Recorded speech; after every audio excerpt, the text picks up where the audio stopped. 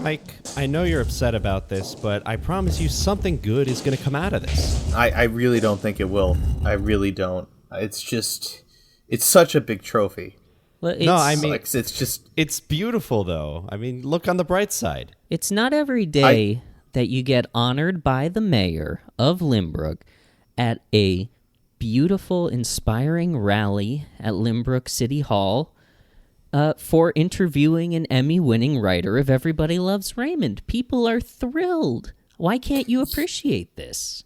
Yeah, because really, I know the other shoe's gonna drop, right? Like, this was a lot of fun. I'm glad we did it. It's gonna happen. Well, it's gonna. They hit the fan. threw all their shoes at us, George Bush style, as a reference to the episode. Their It's other like shoes can't hurt you anymore, Mike. Yeah. Yeah, I know, and we duck dived and dodged them That's right. the taught us. Yeah. We And did. you're We doing- all stood on the front of the stage, and simultaneously we did the George Bush duck to the side move. Yeah. Mike, I got to say, you're doing a great job carrying that trophy, although it is a shame that today of all days was when the elevator had to be out of service. Yeah, I know. As you can tell, I'm drenched in sweat right now because this is, like I said, this is just a massive trophy. Well, you're it's just so Let's heavy. be honest, you're mostly drenched in sweat because we stopped at D-Hop on the way up and you did the challenge. Mm-hmm. I mean, yeah, absolutely. You're not wrong. You're not wrong. Could someone else hold this thing, because this is just too much. Yeah, we got to get this into the trophy room. Alex, why don't you help him? I'll hold the door. Yeah, Alex, you're tall. Take it. Yeah, sure, Adam. I'll help him. Jeez. Been getting out of carrying stuff for so long. All right. Here, give it to me. Alex, I think you missed Alex, it. you No, missed. I didn't. You went miss it. right You through missed the little giving it to my columns. hand. Here, on give it to me again. Here I go. All right, here you go. Here you go. Alex, That's new. Hold on. Alex, give me 5. I only have a 10. Is No, that okay? up top. We're on the 70th floor. We need 30 All right. more. A high five. Just. I know you're working on your vaudeville Mike, act. give me 5 for those sick burns I did on Adam. Yeah, there you go. Yeah. Oh, no. Wait a Mike, second. you're transparent. I don't. No, I was don't carrying think- the. I'm poking Mike in the trophy. stomach right now. He's pretty solid. Wait, let me poke you in the stomach, Alex. That's a lot more see-throughy than I remember myself being. Alex, are you Alex, how are you? not corporeal anymore? Are you a ghost? No. Don't you think if I died, I would know I died? Wait, Alex, let me ask you a question. How does bustin' make you feel? Like busting a move? No, like ghost bustin'. That's terrifying, man. No, I don't want to get Okay, busted. all right. This is- He's this is definitely a bad. ghost. This is Because really if bad. bustin' doesn't Yeah. make you feel good, you are definitely a ghost. Oh, my bother. God. Oh, no. God. Oh, what are we gonna All do right. about this? Well, how did we do this? How did this Let happen? me open up the phone book. You know Lynbrook is still only yellow pages. Like, you can't contact yeah. No, anyone we- without the yellow pages. The mayor signed a 450-year contract with Yellow Yeah, Pages. that's Not right. really He's locked a in. great sign. He's locked in. Can't go anywhere. Okay, wait. So There's only one P. person that I know that can talk to. I that can think help she's us out right here. here under psychic. I think we've got to make Yeah. the call. Go to the red phone. Do it. All right. Who you gonna call?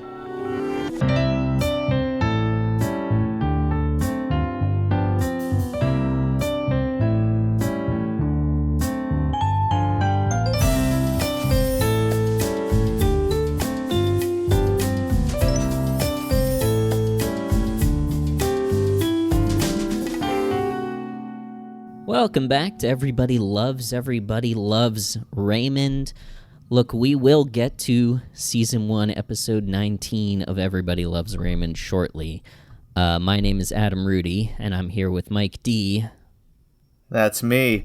And, I mean, we were talking to our friend Alex Shear, but then we learned he's a ghost, and to be perfectly honest with you, I don't feel comfortable. I also, yeah.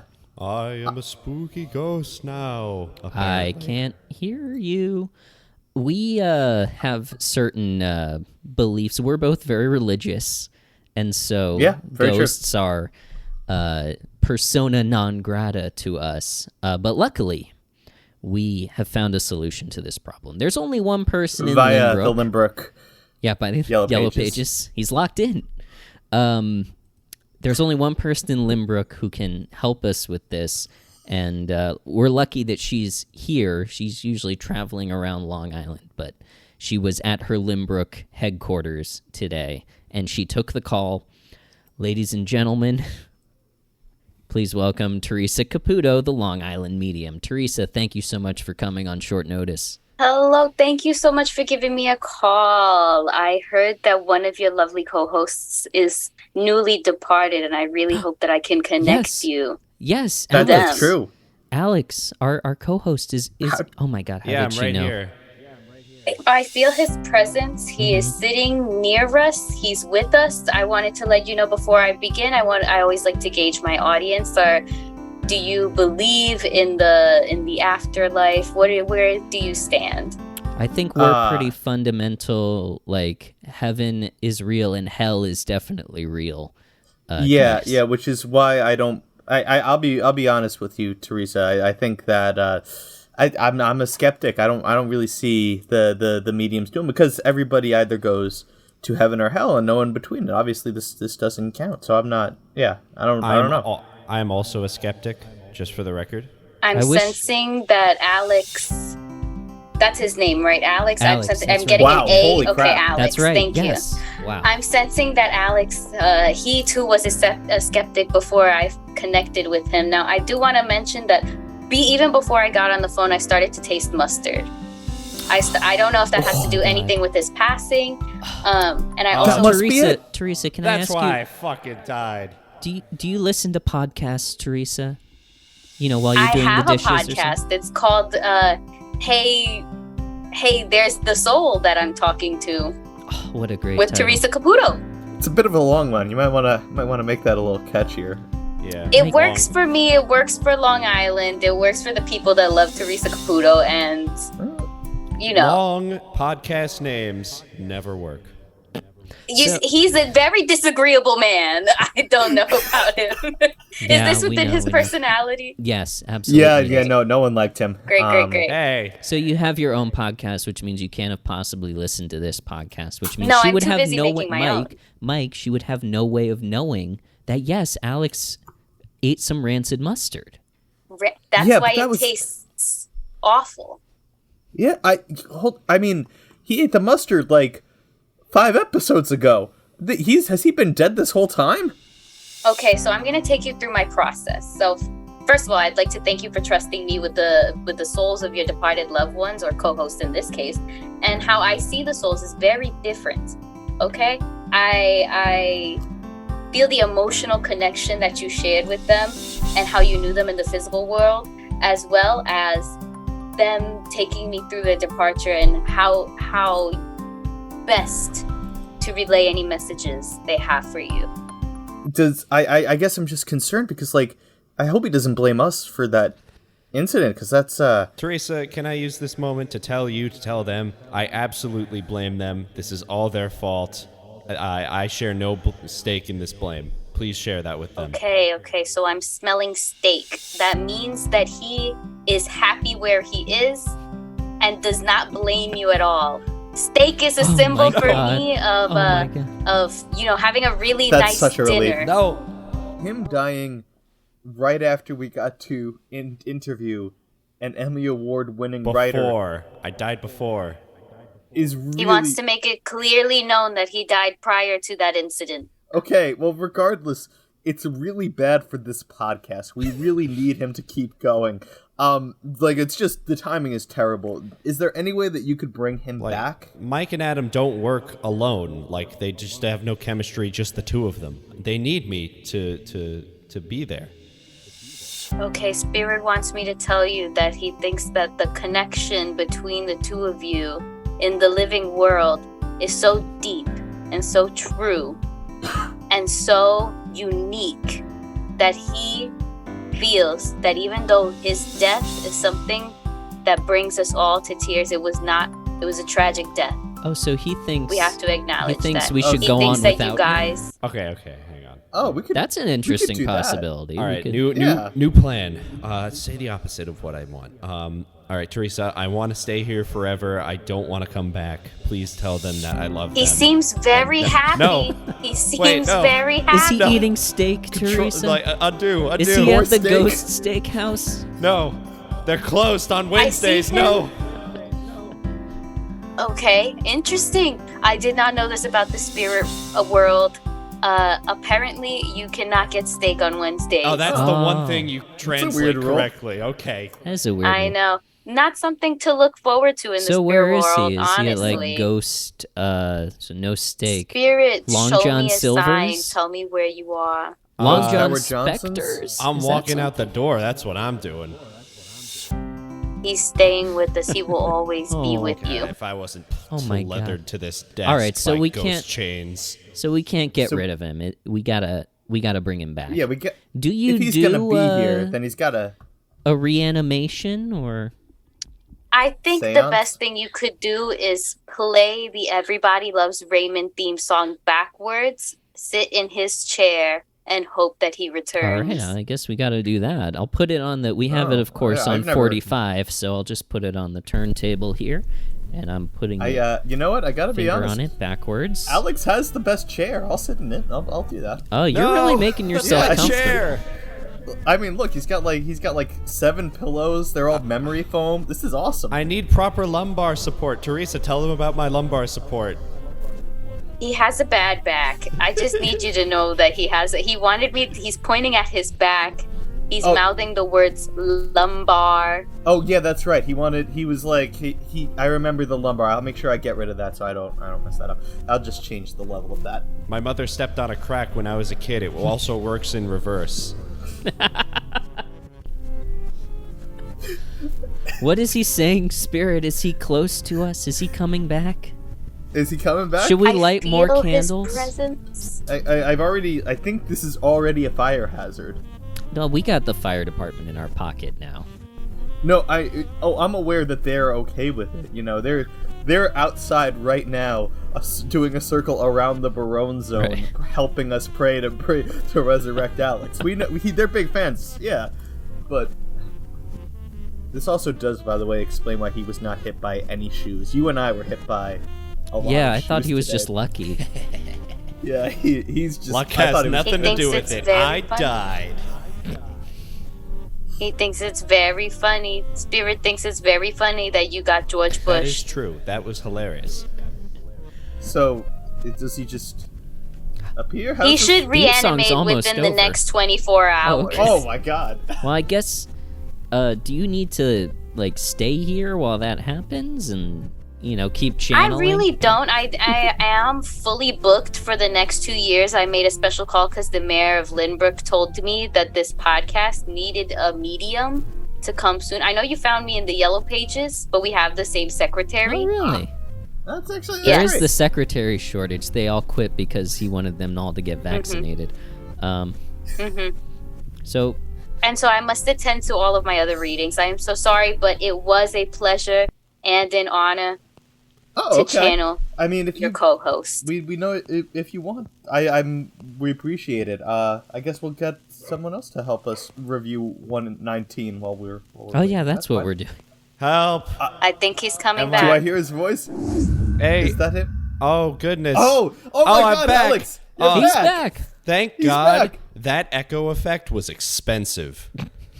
You're telling me. All right, Oh, we're good now. Alex is back. Well, Oh, Alex, Teresa. it's so good to Hey! see you. Oh! Who's back? Ow! My back! Well, now that we got Alex back, this is awesome. We can do our review of season 1, episode 19, The Dog, which we will do right after these messages.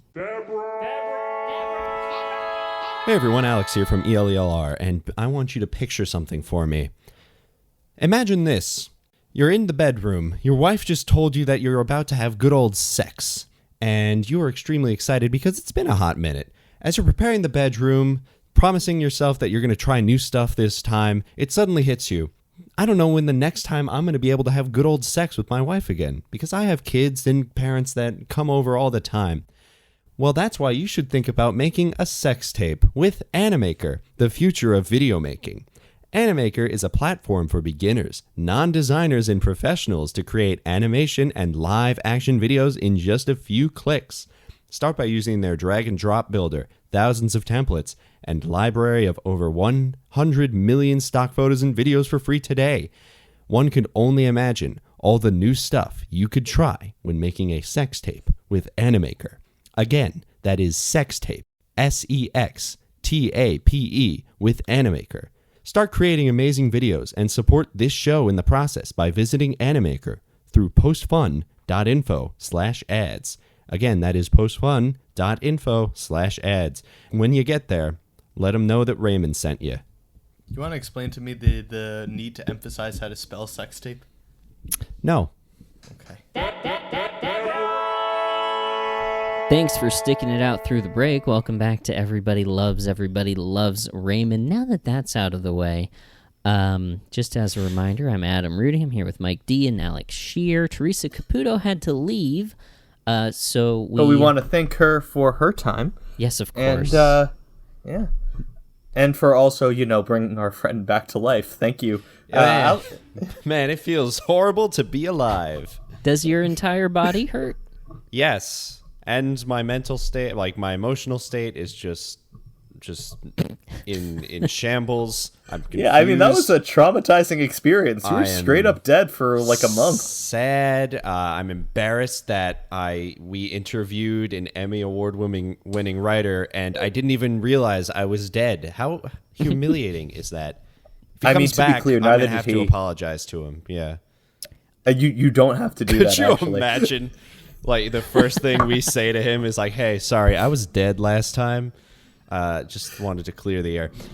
I'm distracting us from the actual, episode here. Sorry. Yeah, we needed a guest to complete this episode because we planned on having a guest. So we would like to welcome our first returning member of the Everybody Loves Raymond family, Valerie Blain. Thank you very much for coming here, Val, on short notice. My God, no problem. Teresa gave me the call. She said she was leaving. She said she needed an equally talented and amazing person to step in her place, and I'm happy to fill those shoes. How did you? Oh, you got Teresa on speed We dial? share the This is same great. secretary. Oh, that's right. Hey, that's That's perfect. That's another one. You Me, That's the another mayor one of where the Teresa, mayor- and the mayor of Lynbrook. He got locked in 450 years. That woman, by the way, she looks great for She's her been age. on my payroll for at least 3 years now, and I just don't have the heart to tell her that my following is just so large that she's gonna get a promotion. It's amazing to me to meet someone who is less than half my height if you don't count her hair, but twice my height if you do count her hair. That's right. She was very interesting. She doesn't She's have really- a beehive. She has a bee farm, right? She puts Marge Simpson to shame. It's kind of a mix between Marge and Doug Dimmadome, owner of the Dimsdale Dimmadome, like that kind of. Yeah, if she wore a hat. So you know. this is If she wore a hat. this is the only Everybody Loves Raymond podcast out there. We recap every So episode. you're stuck and, with us. So thank you for. Hey, look, if you're a new listener, welcome back, or should I'm I so say sorry. goodbye? But we are about to snap into Slim Jim style season 1 episode 19 of Everybody Loves Raymond, the dog, and we're gonna The be dog. breaking it down scene by scene. Hey Val, has your relationship with Raymond changed since we talked to you 12 weeks ago? Have you gone back to watch more, or I will be honest with you. I adore and love you guys as friends. My episode and Olivia's episode might be the only 2 episodes, and the one where Alex dies might be the only 3 episodes that I listen to. Not because I don't enjoy your guys' That's company, very fair. but because I'm not an Everybody Loves Raymond head. But I guess I am because I'm a double dipper. Yeah, I was going to say, You are now officially the most common guest that we've ever had. I'd like to keep it that can't way. tell you. I want to be in I can't. what is it? What do they call it for SNL? The Five Timers Club? Five Timers Club. I can't tell you how many people listening right now are so upset to hear that you're not a huge Everybody Loves Raymond fan, yet you're on this podcast so frequently. And I deserve to be on this podcast because I'm you not. do, absolutely. I'm the only person, or not really, because Kalanji I guess I watched Kalanji's episode too, didn't I? I did. Kalanji and I did not know who Raymond was. We thought he was, what's his face, Seinfeld. That's right. That's right. And this is a great episode. I feel like it takes. Let's go around and do overall impressions of the episode. I felt like this was a great episode, especially in the last act of it. Once they hit the farcical, that big sort of comedic notion of the dog being neutered. That's when the episode really took off for me. Alex, what was your overall impression of it? Stay silent, Mike. My overall impression, I agree with you, Adam, in that, when we hit that delivery near the end of the episode where Frank said that, I knew from that point onward it was just going to be a fun, weird, wild ride. Before that, it was super emotional, and it made me uncomfortable in the way a good TV show or movie can make you feel uncomfortable, where it's the feelings that are kind of being introduced are oh God, they're making me feel scared for when Robert finds out the truth, and oh no, it's a dog. You can't do this shit with dogs. It just makes you it's the old trend in film and TV where it's kill a million people, that's fine on TV. If you kill one dog, then it's the worst offense you could possibly do. Yeah, totally. Mike, what was your overall impression? I 100% agree. I think that this the last act is one of the strongest acts that we've seen in Raymond episodes thus far. That being said, I did actually thoroughly enjoy the beginning part of it because I thought it was kind of a fun twist on a sitcom trope. So I enjoyed this episode all the way through. Yeah. Val? I honestly thought this episode of Everybody Loves Raymond was better than the episode that I watched to be on the podcast the first time. And we know how I stand. A glowing review. Yeah. We know how I felt about that episode. You can go back and listen to it. I was not too fond of Raymond. But in this episode, I feel like he is a full and realized individual. And that was nice to see. It always is nice to see. Yeah. It seems. When he on gets average, better. He's been getting better. Really, as a character, sure. I've also noticed that just the episodes have gotten better in quality as the season has gone on, which I've been very, very happy to witness. I thought it was going to be a more gradual thing, but the last 3 or 4 episodes, I've thoroughly enjoyed all of them. So yeah, for sure. We'll hopefully that continues. And hopefully that's the case with our show as well, that the episodes are getting better and better as the season goes on. You got Val Theresa coming Caputo. Back. Yeah. We got Theresa Caputo, yeah. That's the big score that we Not the promote. guy that wrote a few episodes. That is the one person who we tell everyone, hey, we got Theresa Caputo on the show. No one else of importance, of notice. We might get another trophy. And Alex, you can help carry it this time. But let's go ahead and start breaking down this episode. Our cold open, look, it should be familiar to all of us as friends of Billy. Madison Square Garden is his Can home. we discuss that 5-second shot? That 5-second shot. It was covered in Vaseline. Yes, exactly. I noticed that too. It's sort of like a couple episodes ago, they put some fake snow on top of the house, and you wouldn't have really noticed it back in the standard definition days.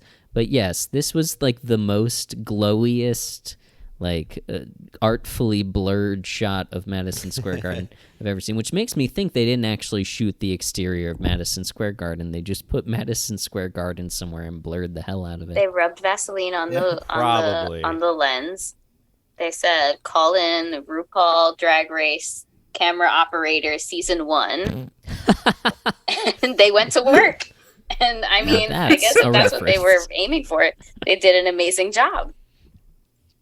It was quite the shot, and we come out of that shot to Ray coming into the women's locker room at Madison Square Garden, apparently at a figure skating event, because he's there to interview Olympic figure skater Kristi Yamaguchi. Whoa. Mike, as our resident sports expert, who the hell is this? Kristi Yamaguchi is a very famous, a former American figure skater. She won the gold medal in the 1992 Olympics, and she was also the 2-time world champion. But it's really, really relevant because she's the first ever Asian American woman to win a gold medal in any category in any Winter Olympics. But yeah, she was a very recognizable figure of figure skating all over the world. She then, at this point in her career, at this time of this cameo, she had since moved on. She had made several appearances and cameos in many different pieces of media, and most famously, in 2008, she finally, I won't say she finished her career, but she won Dancing with the Stars. So we love her for that. Thank you. Hell yeah. Glowing, legendary. I am always we talked about this a little bit last week, but I am consistently shocked at the caliber of the people that they get. They get Barry Bonds, they get Kareem Abdul-Jabbar, they get Christine Yamaguchi, and it's just I really am impressed by it. I often forget that Ray Barone, that his exact job title is sports writer, and then I saw Kristi Yamaguchi and I was like, oh, he's at work. Yes. Yeah. Yeah, and so he's there to interview her. He asks, gold medal in the Olympics, what's next? And as he's asking that, she takes off her skating costume, and Ray full-on looks, and it's a weird... I mean, I get the joke, but what a weird vibe, right? Super weird. They couldn't do this after? Yeah. I don't know. I will say that, there is... So, in 2019, we learned why, if you watch post-game interviews, the camera is so intensely glued to the player that they're interviewing. And the reason why is because in 2019, during an interview of Daniel Murphy, who at the time was playing for the Colorado Rockies, they had zoomed out a little bit, and one of his players walked into the frame completely buck naked. So it's not uncommon for players to be naked in the locker room. It's just why would you do that in the middle of your interview? I don't know. Why do they interview people in the locker room to begin with? Yeah, they have that. That's a good question. They have that really big banquet table. People are naked in there. Because we want to be invited in. We want to be in the room with them. We want to be sweaty there too. I genuinely don't, but I can imagine that someone does. I guess it's just you know what? I don't understand that, because they have a press room specifically for when managers or players want to give detailed interviews.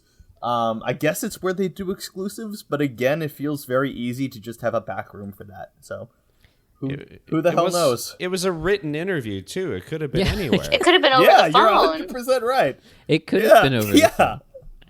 But then they wouldn't be able to promote Kristi Yamaguchi as a guest star. So that's true. She doesn't reappear in the episode.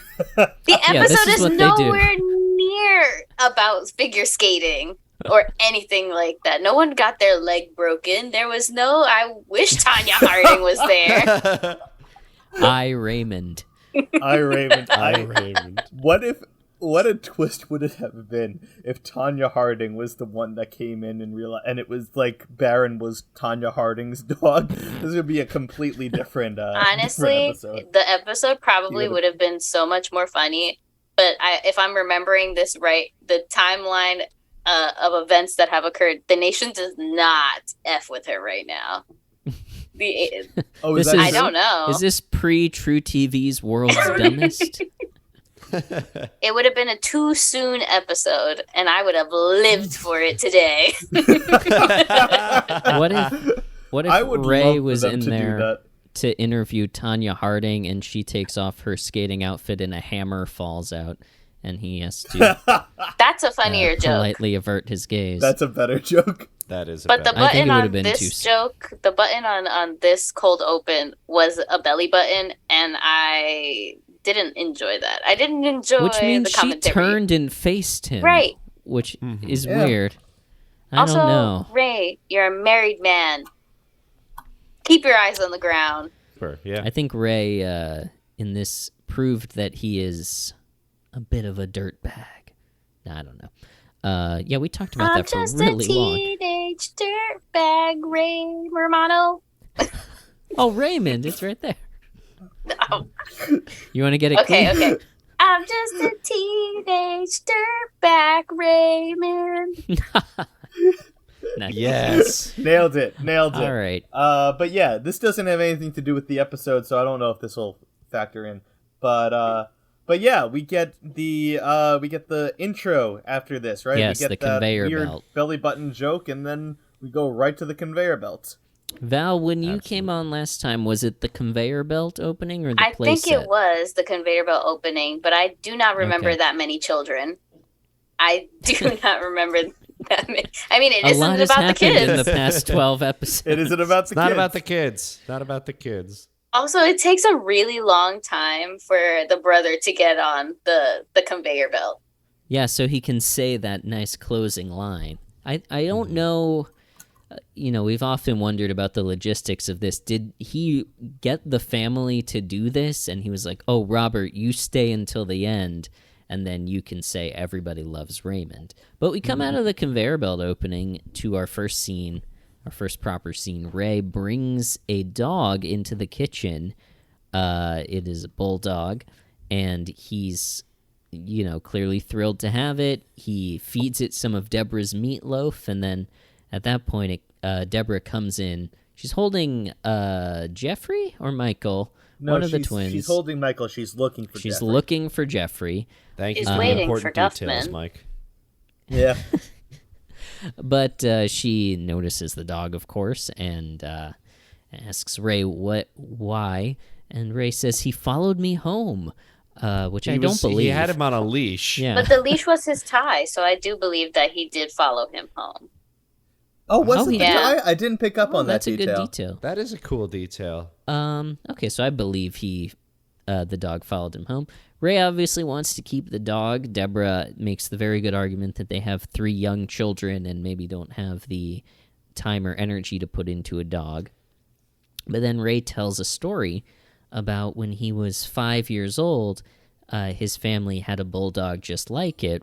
Robert got the dog as a present for his first communion. Hey, His Mike. first communion.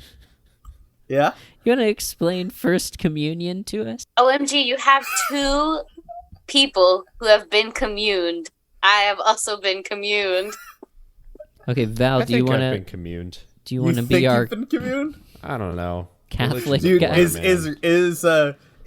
I had the bread and it was tasty. Oh, period. Then you've been communed. Oh my god. I guess that counts. Is Val gonna be our resident religious expert? Call me whenever you need Okay. a religion check. Okay. First communion, baby, you're 10.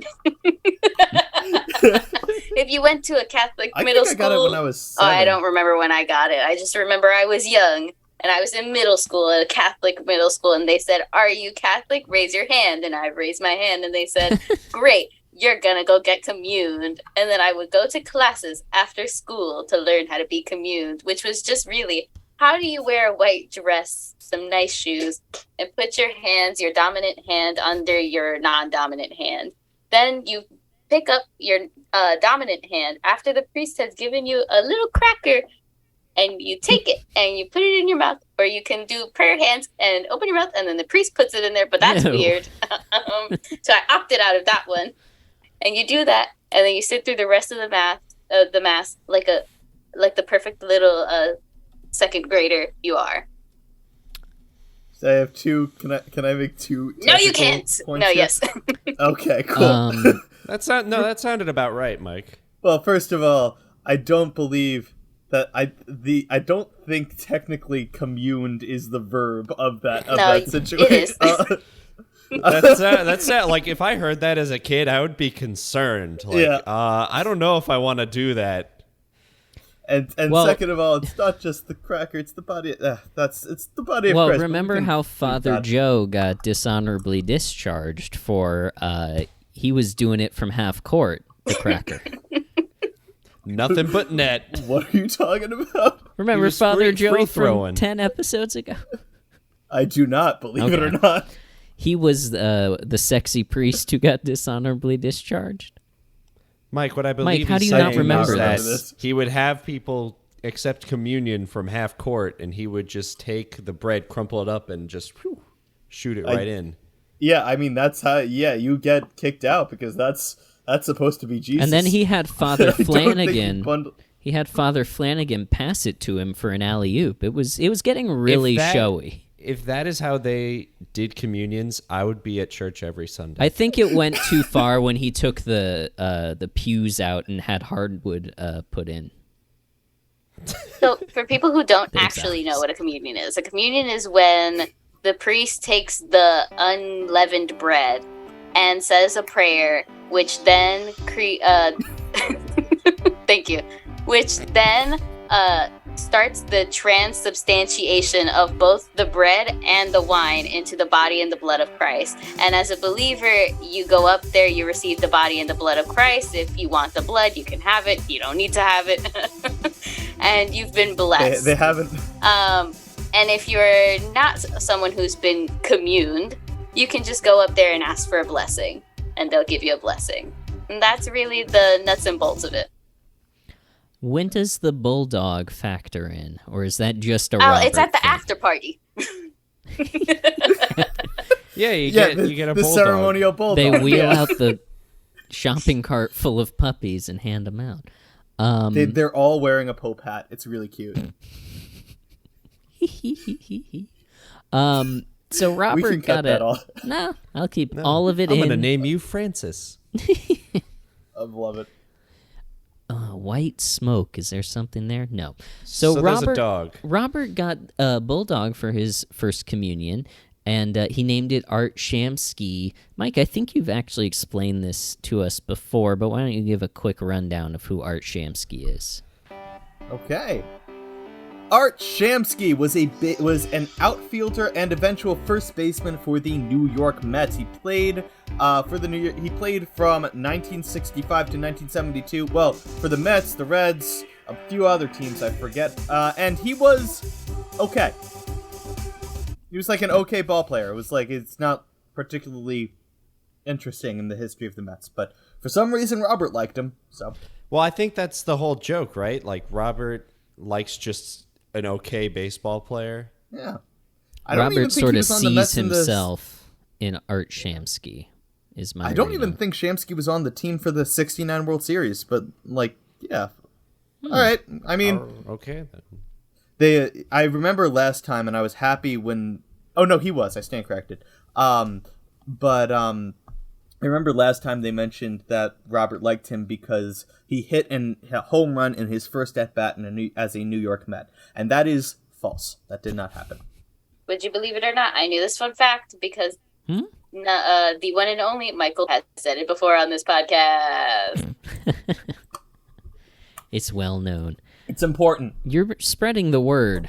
The Gospel of Shamsky. The Gospel of the Mets. The Gospel of Shamsky. But they had to give Shamsky away because Ray had allergies and says he doesn't have allergies anymore, which, good for Ray, I guess. I don't really know how that works, but we don't have it. Happens. You can lose allergies.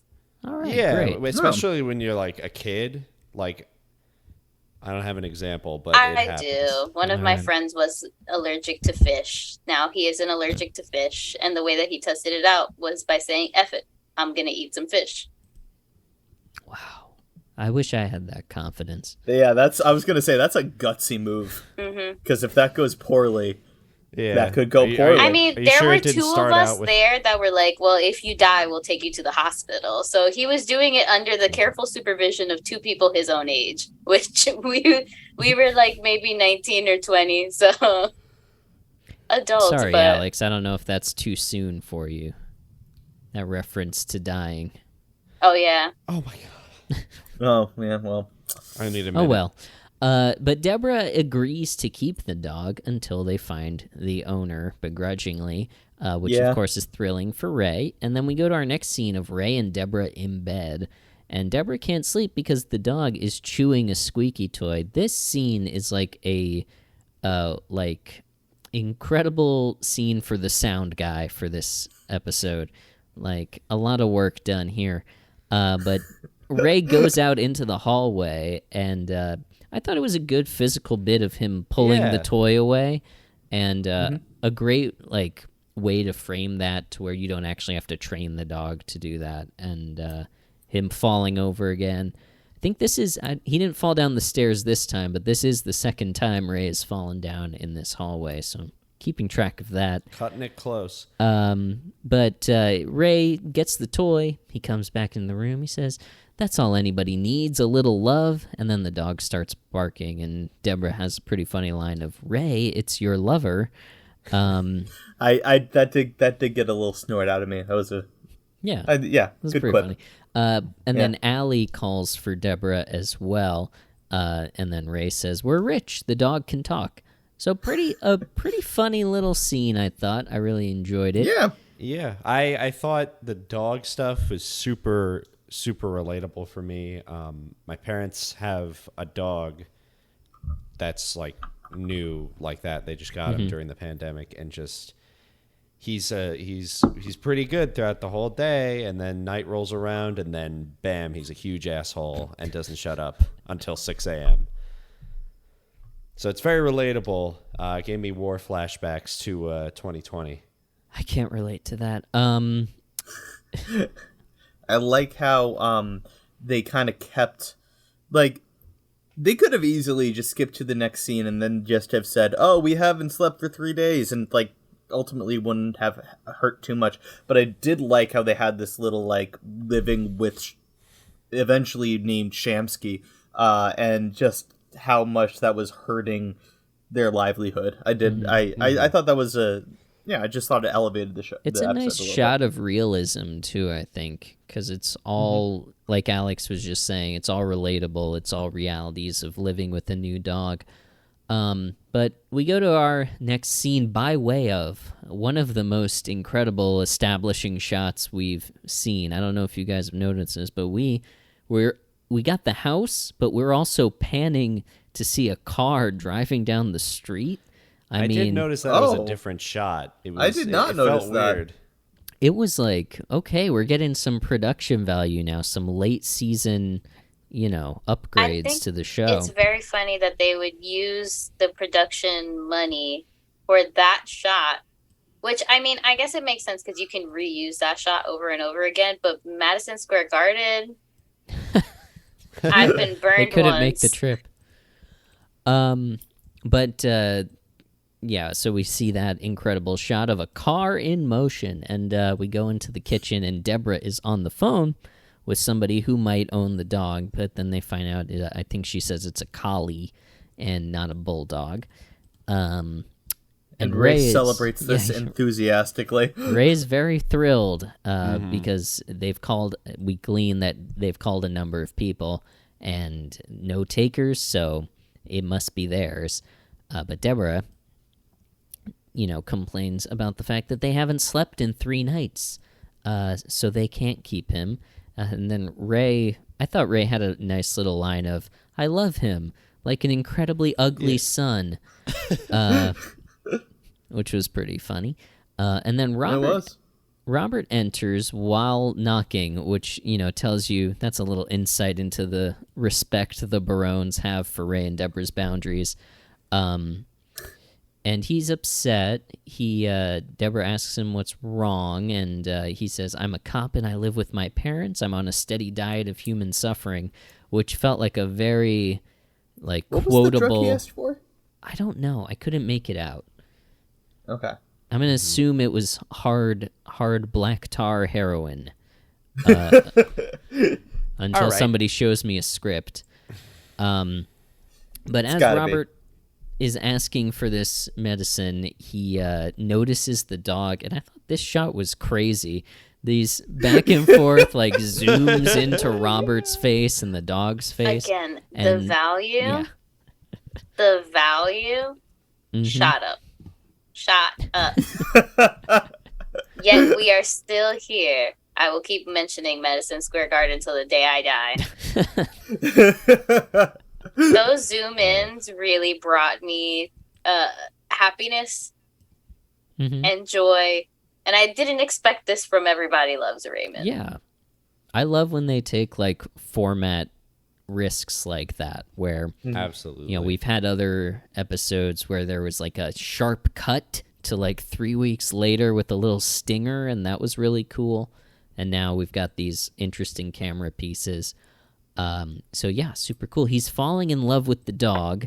As love we at can first see. sight. Yeah, and he comes over and he's like, he looks so familiar.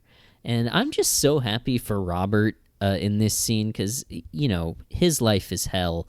And seeing this dog that reminds him of Shamsky it brings him so much joy. It was so beautiful. Yeah. It was so just...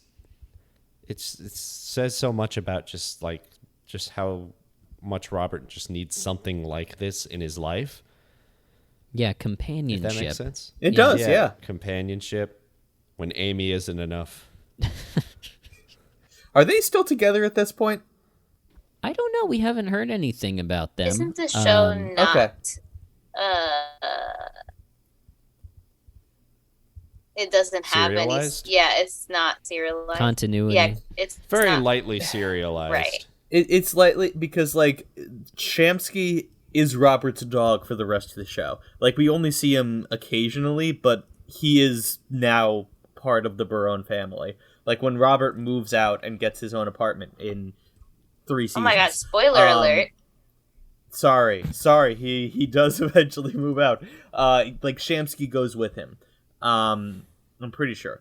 Unless Shamsky dies before then. But we see Shamsky a few other times. And in this one, we also get reference to, not in this episode, but in episodes around this, we get reference to the fact that he's going on dates with Amy, who made 3 appearances before? Something like 2, that, yeah. I think. There's Valentine's Day, whatever that episode, the Diamonds. Where you got the gecko, yeah. And then a Who's couple Handsome? name drops Who's Handsome as well. 14, so that's 2. Yeah. Yeah. I think only 2 so far. So at this point they're treating Amy in the exact same way they're treating Shamsky, of occasionally just mentioning her and dropping her in here and there. But obviously she goes on to have a larger role on the show, for the better. And Robert Robert's loving on the dog, and he's sort of reminiscing about how he had to say goodbye to Shamsky because of Ray's allergies. I thought the line of "Mom tried to make me feel better. She said he got hit by a car," which it's such a Marie thing. But he had to get rid of it, or they had to get rid of him because of Ray's allergies. And then the look that Robert gives to Ray of, "I don't blame you, but your allergies." Deborah sees, how much Robert loves the dog, and she is sort of prodding Ray to give Robert the dog, and Ray gives in and gives Robert the dog, and Robert, of course, is thrilled. I will say, we get such sad boy Robert in this scene, especially during the moment when he was like, "Oh, no, I shouldn't. It's just setting something up for Hurt. My first dog, my first wife, my first lawyer after my first wife." I thought that was... I want to know more about this divorce. I'm sorry it happened to Robert, but We know that she left him for someone that he arrested. Yeah. We know there's something funky going on with the lawyer. I want to know more. Yeah. It's interesting. It's very interesting. But we go to our next scene. It's Ray coming home. Deborah comes down the stairs and she lets him know that Robert gifted him a Titleist putter, which is a golf club. And that's all I know. Mike, do you know anything about golf? Are you a golf guy? Yeah, I was going to say, Alex actually is a golfer. He knows a lot more about golf than I do. Yeah. Alex, why don't you tell us your thoughts on Titleist and putters as a professional golfer? All right, not a professional golfer. I play now and again, and it's fun. You play in the LPGA, right? The Lynbrook My PGA? friend, 10 minutes ago, I thought I was dead. Golf is the furthest thing from my mind. Now, let me tell you about goddamn Titleist. You're not going to hit the links after this? I mean, now I am. Now you can. You were hitting Now ghost I balls can. before. Do you know things about Titleist? Titleist makes good golf balls. I've never tried to use a club made by them, but I'm sure they're good, at least. Okay. And that's all I got. I didn't realize they had a reputation. I mean, I assumed from this episode, but all right, that's interesting. I feel like this is our first implication that Ray is a golfer. Am I right? Have they mentioned Ray golfing at all? Because I know it goes on to be a pretty big part of his character. I don't think so. Maybe in a passing way. But Yeah, I don't think so. I think you're right. Yeah. Ray is thrilled at the golf club as a gift, and as he's looking it over, we get a knock on the door, and it's a woman holding the lost dog poster, and she says, "I believe you have my dog." Did anybody else notice that somebody in the studio audience audibly says, "Oh no"? I thought that, Oh, I thought that was me. I thought it was really funny that the audience has such a heartbreaking reaction. My heart sank when this happened. I was so bummed. I think the tone. I was ready for the episode to end. I think the tone of the episode definitely, if we were to pinpoint when this became a sad boy episode, it was when the cameras did 2 zooms on the dog. I think that's the what episode picks up at that scene, I feel like, and then once this woman is introduced, the conflict comes out in full force, and then we get what follows naturally from that. This is really the inflection point of the episode. I almost wish they had started it here, but Me too, a little bit. yeah. But yeah, go ahead. I was just gonna say, I liked that moment a lot, when we just heard the subtle "oh no," because I think the majority of the other times that we hear the studio audience, I believe they're having a good time, don't get me wrong, but it's almost like it could be a laugh track. Yeah. And then this was the first moment that I was like, oh, there are real people there. And I just, as Alex said, you don't mess with the dogs on TV, and that's what brought it to the next level. I thought it was great. Yeah. And we get last episode we also had a cliffhanger where we cut to commercial right before something dramatic happened. And we do that here right after, what's her name? Phyllis shows up. Let me tell you a little bit about Phyllis. There's only one real fact I want to tell you about the character of Phyllis. She's played by a woman named Patience Cleveland. Patience Cleveland. And that's all I want to tell you about that. That sounds like a terrible morning talk show in the middle of Ohio. It's a very it's a talk show that reprimands Patience Cleveland. Or it's just the traffic segment. Slow down. She was in Donnie Darko, Psycho 3, and she guest starred on dozens of shows for 30 years, including Seinfeld. Wow, what a good for that's Patience. so interesting. Patience Cleveland. But we come back from the commercial, and Phyllis, this woman played by Patience Cleveland, is holding the poster saying, "I believe you have my dog." Deborah recognizes her. This is Phyllis from the salon. She shampoos my hair. I felt bad. that this poor woman is still shampooing at her age, but maybe she just does it to get out of the house and I have been to meet many people. a salon, and they only pay people below the age of 30 to shampoo hair. I've never seen someone as old as Phyllis. Now, I'm also young, so my experience at hair salons are not the same as somebody who has been to hair salons as frequently as Deborah. But I feel like my cat is doing stuff right now. Hold on. Please stop. We're all egerly waiting to hear. I'm so sorry. Okay. It's okay. Just We're put on the cat on the mic. we're on the edge of our seats. Okay, I'm back. So I have not nearly as much experience as Deborah at the hair salon, but that lady seemed like she was nearing 76. She should not be doing hair. Can I tell you a story from my real life about Guinness World Records certified a barber in the Hudson Valley where I grew up as the world's oldest working barber. And this man was, I believe, in his hundreds, hooked up to an oxygen tank and still cutting hair several days a week at this hair salon in New Windsor, New York. And I went to him once, and it was, no lie, the worst haircut I've ever gotten in my life. What made it so bad? He's got the award. That's all that matters. Yeah, I feel like once Guinness came by, he sort of checked out in terms of the quality of his haircutting. How far in between him receiving a Guinness World Record and you getting a haircut? Like, what was the time difference? It must have been several. I think this is just completely out of the blue, but my brain is telling me he got the award in 2010, and I must have gone to him in like 15 or 16. So... Oh wow, that's significantly farther. That's like he got the record and just kept going. I give him credit. Wow. Yeah, and I don't think he ever retired until his death. He kept coming in at least, once a week to cut hair. I have a feeling the reason the haircut was so bad, I will say, is I think he just did the same haircut for everybody. And it is not a haircut that flatters my face, let me tell you.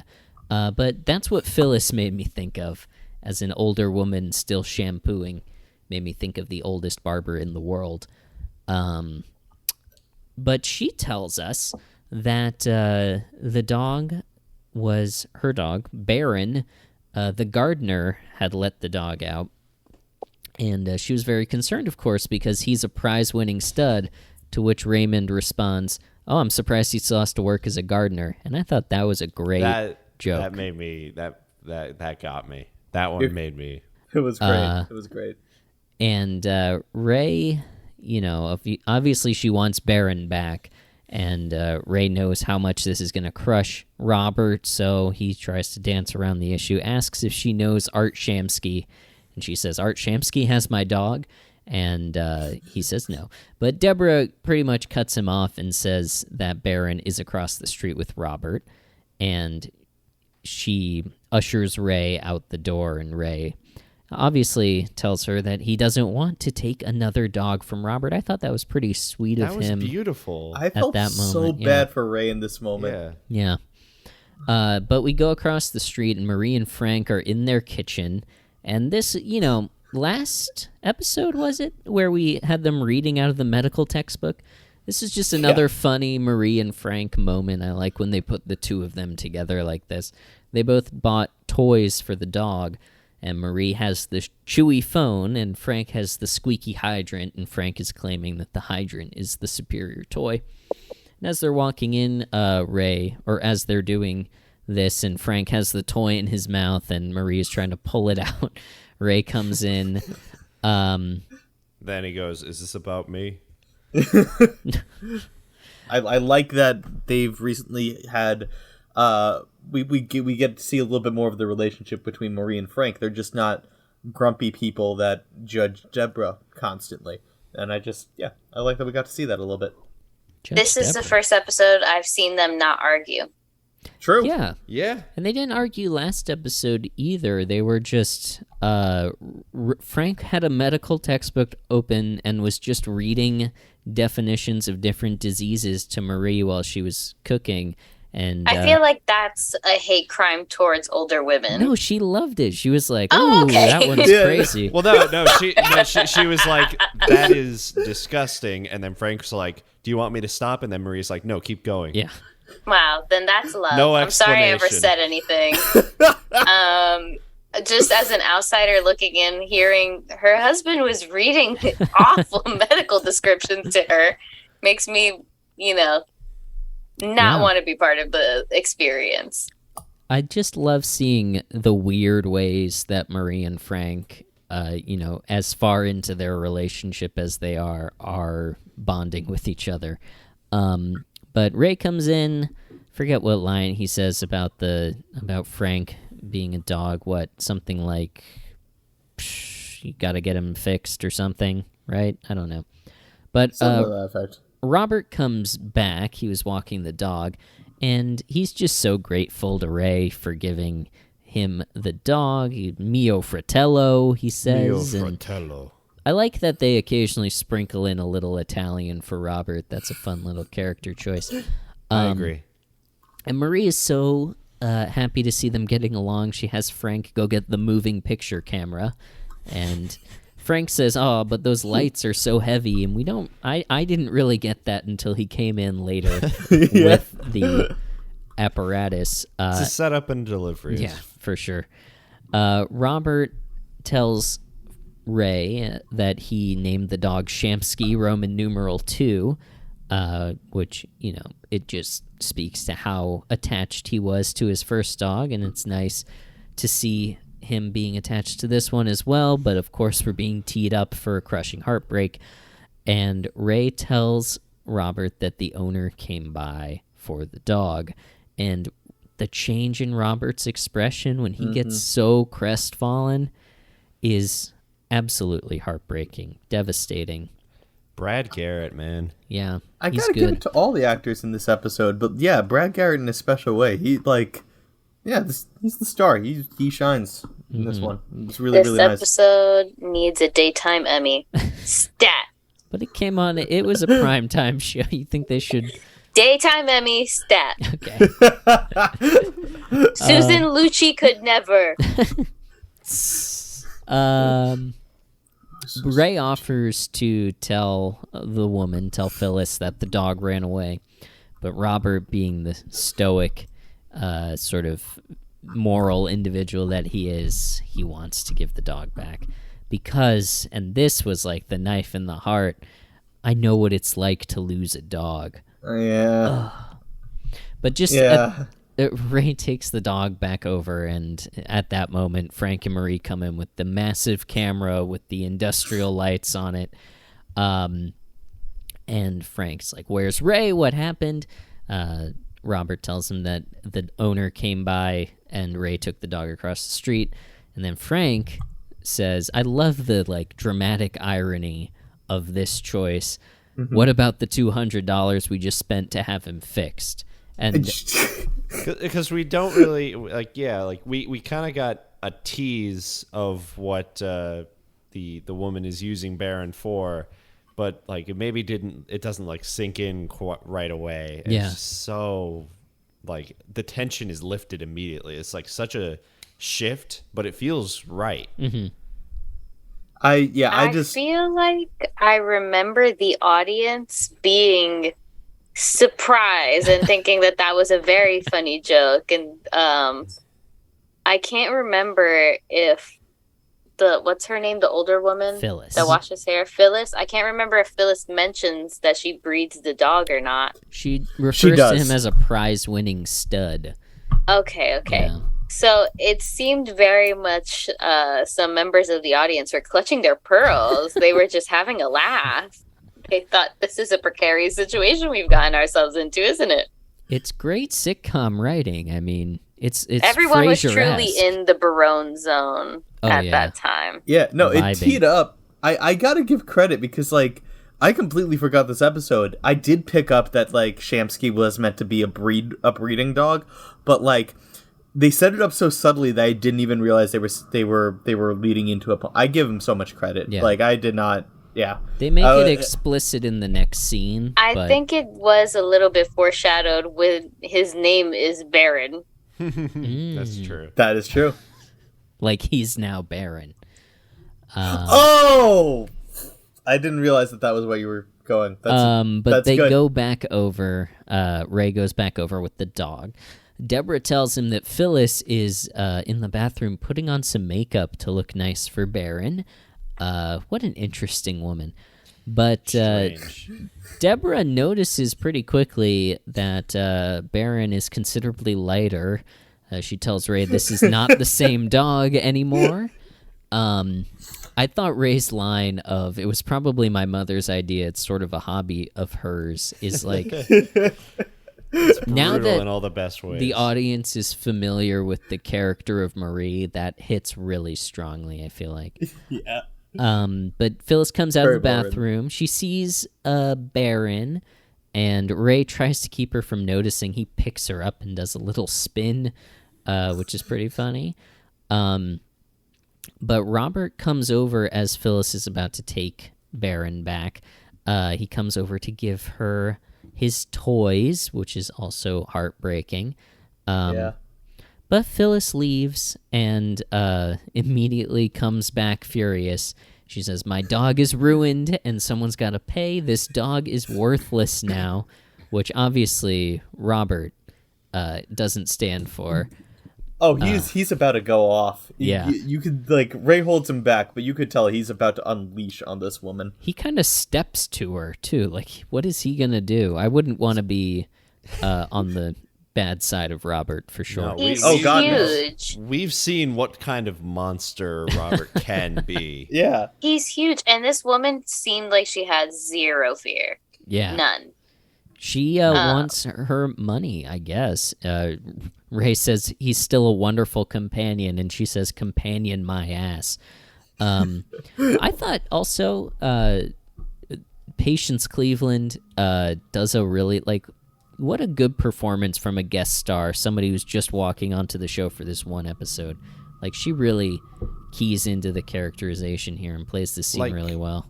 Yeah, this very surprise vilification of this character really caught me off guard. Like, I knew she was going to be upset, but I didn't think that, like, it was going to be like, oh, the charade is down. Yeah. Now that my dog can no longer create more dogs.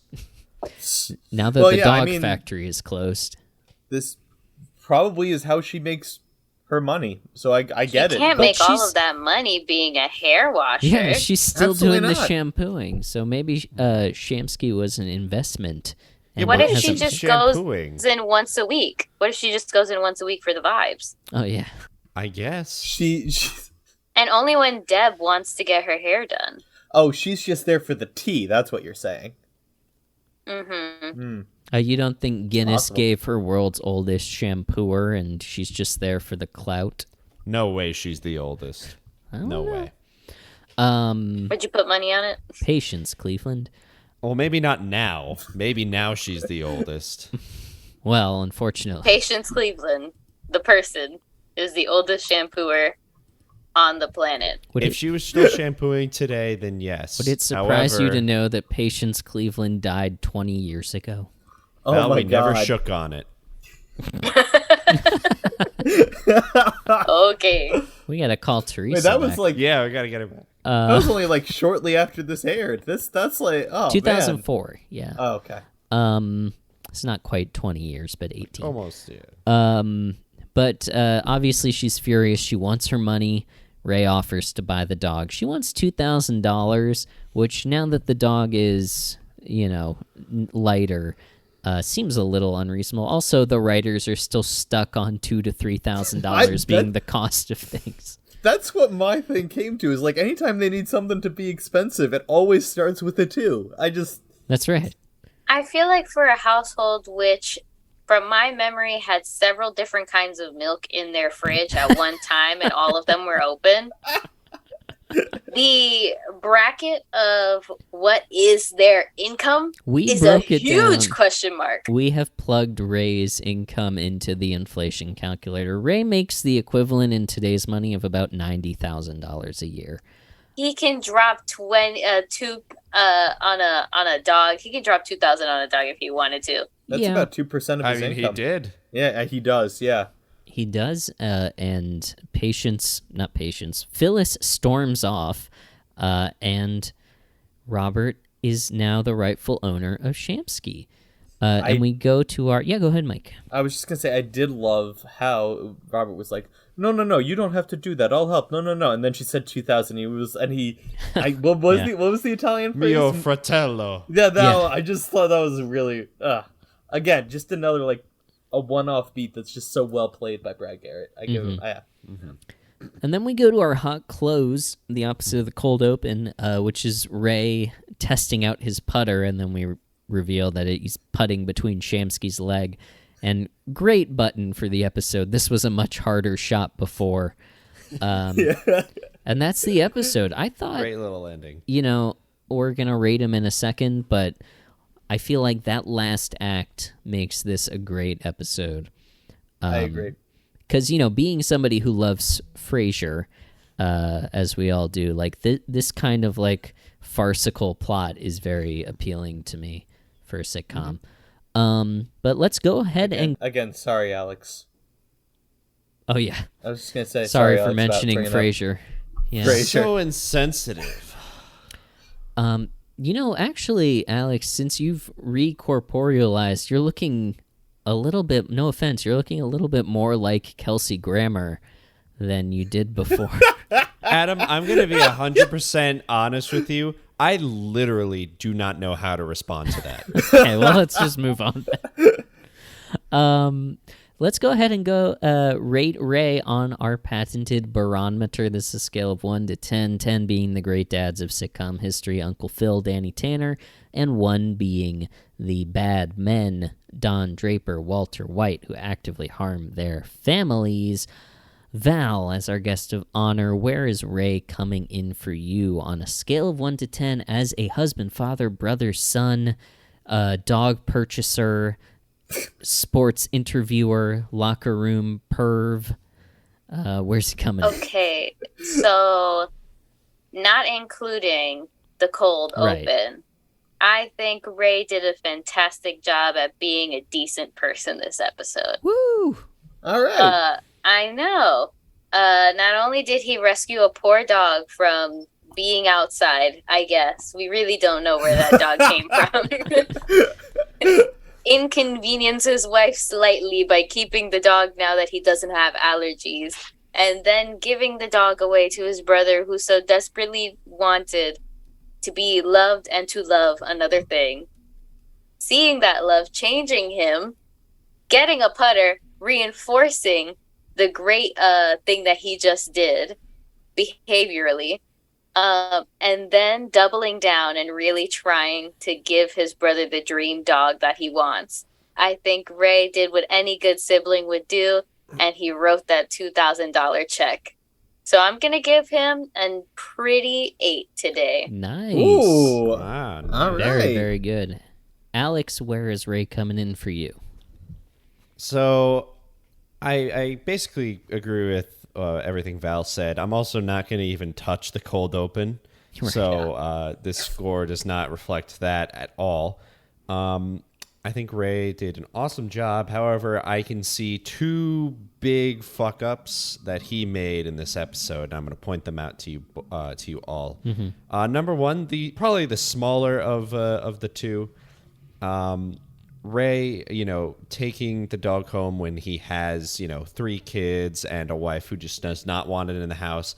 And something that was not addressed in the episode, he works all day. So Deborah would be the one taking care of this dog if they kept it, which is definitely something Raymond didn't think of, I don't think. Obviously, he has an owner, so it wasn't an issue. And, Robert took it eventually.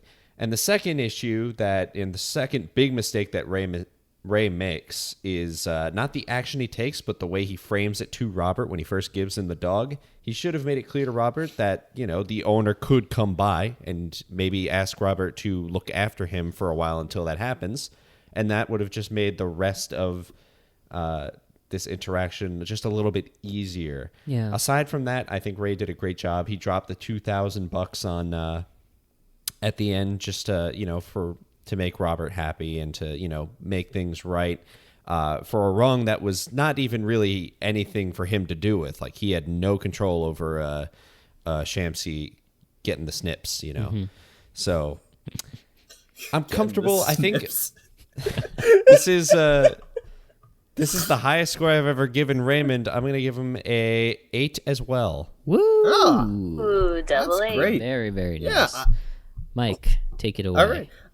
Sure. I'll keep it simple because I would just be reiterating the points. I think it was unfair of Ray to, sign his wife up to basically another child without really realizing that. So, that's shitty, but outside of that, he's a good brother.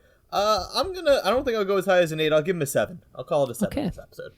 Nice. I was fully prepared to give him a 9 until you brought up the point about his initial plan being, I'm going to shove this off on Deborah, essentially, because I kind of want a dog. But yeah, once he gives it to Robert, that really redeems him, and I was really impressed with him writing that check, with the slightest complaining. Like, ordinarily, you'd expect Ray to hem and haw about something like this, but $2,000 also seems to be the amount that Ray is willing to spend on anything. So the new diamond for Deborah in a couple episodes ago. But I was really impressed by that. Look, I'm going to give him an 8.5. All right. Whoa. This may be Ray's best episode yet. I hope so. Mike, where does he come Put a in? dog in the episode? Yeah. It's a great episode. Brings it up. Ray is coming in this episode at a 7.9. Never mind. Still very, very good, but not the highest. What is the highest again? Frank the Writer at 8.3. That's right. Yeah, That's he a did hard. good job. That's a tough one to dethrone. I Yeah. get it. Yeah, But that brings Ray's total average up to a 5.5, which is really, we're moving slowly and steadily in the right direction. Ray's I coming will up. say that I think that typically the funnier the episode, the worst Ray ends up doing on the barometer. I think this is one of the rare exceptions that I am happy to say he's a good dude, and it's also a freaking hilarious episode. So I all around very good. But yeah. I agree. Good. Great I point. think as a observation. person who doesn't watch Everybody Loves Raymond and didn't watch it growing up, this is one of the episodes that if it was on TV, I wouldn't have been upset to have seen it. Mhm. Oh, I that's don't high think- praise. That's Yeah. I that's think get the what you're best saying. praise you can give. That's as high praise as Val is capable of giving in this moment. So yeah. I agree with that. I think this episode avoids a lot of the sitcom tropes that some of the less strong episodes of Raymond has. Like, there's not a ton of, dumb husband and wife who gets mad at him energy here. Like, they have good motivation for why Ray wants the dog and why Deborah doesn't want the dog. It's not like that lowest common denominator thing. And then once they I introduce... understand them both. Once they introduce Phyllis, it really takes off, and the plot of the episode really flowers is the word that comes to mind. But that's that episode, and that's this episode. That's this episode of Everybody Loves Raymond. Val, anything you want to impart to our listeners before we sign off here? All right, listeners. This is Val. Double dipper. Leave any sort of commentary on this episode saying that you want me to come back, and I will. I'm looking to be in the 5-Timers Club. All right. I am petitioning for a robe that says ELR 5-Timers Club. We don't Okay. even have have those robes. Well, we're not Well, in the you guys are the 5-Timers hosts. Club, Yeah, well, I I guess mean, we don't we've count. been on more than 5 but episodes, not as guests. Yeah. Speak for yourself. I think I mean, when I he was was dead, that dead. counted as me being a No, guest. that's ghost. Oh, not guest? Sure, this is true. Common mistake. I'll close it out by saying, vote for me. I should be the most common guest. All Thank right, you. The gauntlet has been laid. It's down there. You hear that, Schneider? Are you gonna take that shit? You hear that, Oh my Steve? God. Are you going to come back? This Yeah, is let's antagonize- WWE level. No. This is WWE level antagonization of people who are commonly on this podcast. There's a war brewing. As for us, rate and review this podcast on Apple Podcasts. Go to postfund.info/ads. Follow us on Instagram or Facebook at Barone Zone.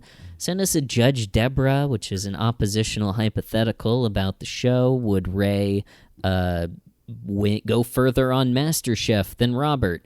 We'll debate that and deliberate. Or a Remembrance, which is an actor from Everybody Loves Raymond appearing in another piece of media. We'll check that out and give it a little discussion. Anything to add, Mike and Alex? Thanks for listening. Thanks for sticking with us. We hope we didn't scare you away yet. And now that I am not dead, I promise the exact same amount of quality I usually give on this podcast every week. You're welcome. Yeah, if you skip this episode, you won't have known that Alex was dead, and you won't notice now that he's alive. Ain't that along with Everybody Loves Raymond, we too are an episodic podcast. That's right. Purely bottled. But there's only one last thing to say at this point. It's our classic sign-off. Val, do you remember how this goes? I'm pretty sure I do. All right, hit it. Everybody loves Raymond. And we we love love you.